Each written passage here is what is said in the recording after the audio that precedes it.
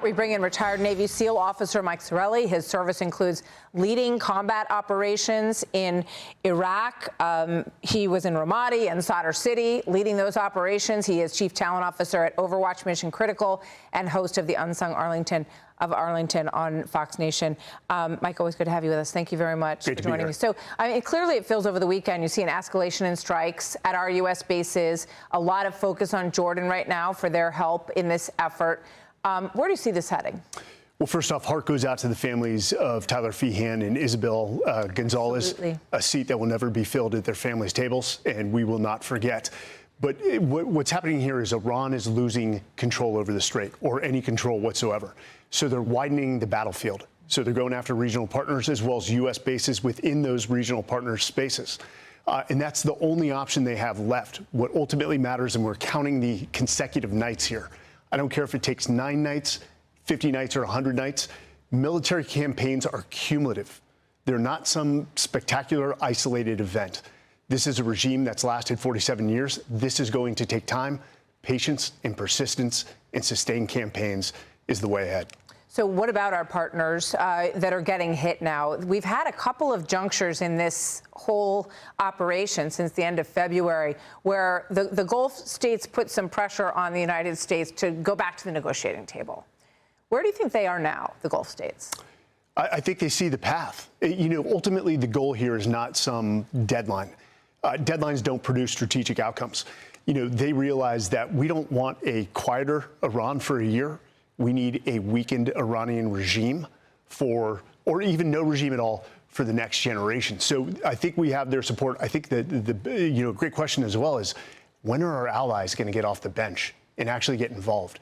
Because the Strait of Hormuz and the energy maritime lanes impacts them more than us. Absolutely. It's time. No, 100%, but they don't seem to be getting off the bench at all here, and we're doing the dirty work for them in terms of trying to keep that strait open. They use that as an energy pathway much more than we do. But rising questions about China, who gets a lot of their oil through here. I know they've transferred a lot of their energy, as much as they can, to wind and solar. They're trying to encourage people across China to use less and less energy because of all of this. But are they providing information to the Iranians? How much coordination do you think is happening? Well, I think through back-channel diplomacy, there are conversations with Russia and China going on that stay out of this.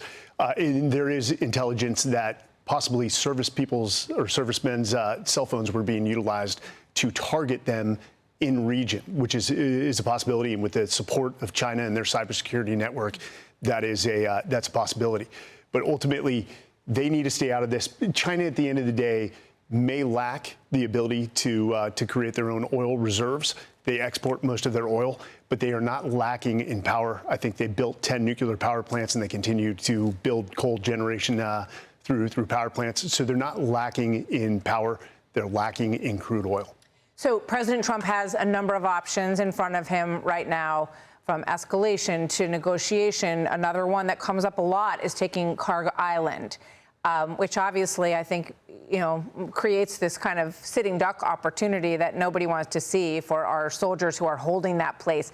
Are there creative ways? If he said to you, what do you recommend? What strategy do you like, having been in the battlefield before? What would you say? Well, first off, no cynic can say that President Trump hasn't given diplomacy a chance. He did. Absolutely. I think at this point it's off the table. We know the path forward. This is a regime that does not abide by agreements. They lie to your face. Ultimately, I think the threat of taking Karg is probably more consequential than actually taking it, because it forces Iran to keep one eye on Karg, to allocate resources while these other strikes are going on. We want them to look multiple places, never know where it's coming. I would continue with the sustained campaign.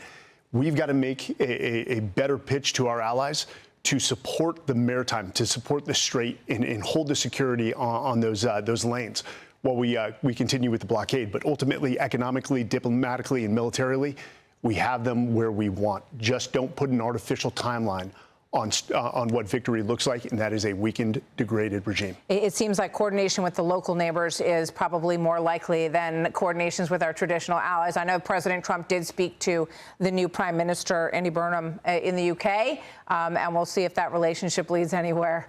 Mike Sarraille, thank you very much. Always good to see you. Thank you for your service to our country. Be sure to like and subscribe for all the Fox News latest on YouTube and catch full shows streaming now on Fox One.